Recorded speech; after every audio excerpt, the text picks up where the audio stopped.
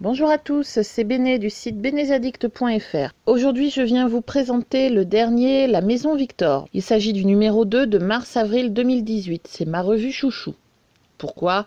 Parce qu'elle propose toujours des tutos d'excellente qualité. Je peux déjà vous dire que c'est un très bon numéro. La Maison Victor paraît tous les 2 mois. Généralement, il n'est pas facile à trouver. Je sais que nos amies couturières de Paris ont des difficultés à le trouver. Pour une fois, dans ma jolie campagne au milieu des montagnes, je me sens chanceuse.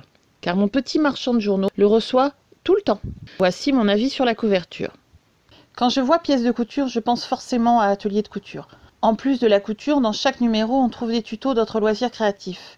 Ici, ce sera pour nous aider à organiser notre atelier. Pour lui, la Maison Victor est la seule à offrir dans chaque numéro un patron pour homme.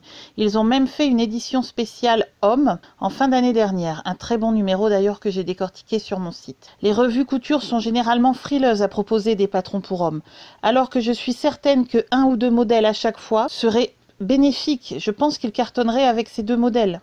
Pantalon tendance. LMV nous dévoile les secrets du pantalon tendance du moment. Nous en avons d'ailleurs un petit aperçu sur la couverture. J'adore les blazers sur les petites filles. Je trouve que c'est une pièce qui leur donne un côté grande fille, ou plutôt rock, selon le tissu choisi. Celui présenté sur la couverture assume pleinement le côté rock, avec la guitare électrique et le tissu à imprimer décalé. Vos habits du dimanche.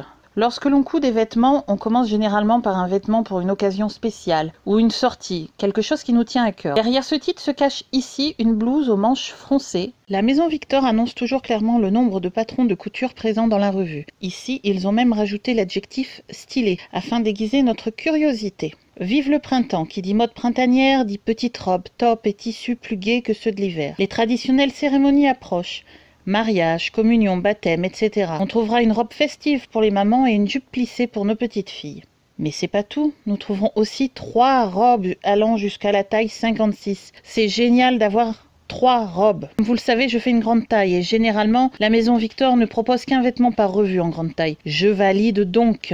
Nous tricoterons un pull léger. J'aime beaucoup les vêtements tricotés, je suis en admiration devant. Un jour, je m'y remettrai. J'ai les bases, mais malheureusement, ça s'arrête là. Les modèles. La robe Romina de la taille 34 au 56. La jupe Pilar de la taille 92 au 152. Le chemisier Bruna du 34 au 56. La robe Baya du 34 au 56. La robe Osaka du 34 au 56. Le top Runner du 30 au 48. Le pantalon Harper du 30 au 48. La chemise homme Bernie du XXS au XXL. La chemise Jared du 92 au 176. La veste Brooklyn du 92 au 152.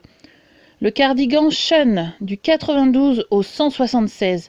La robe Gypsy du 56 au 98.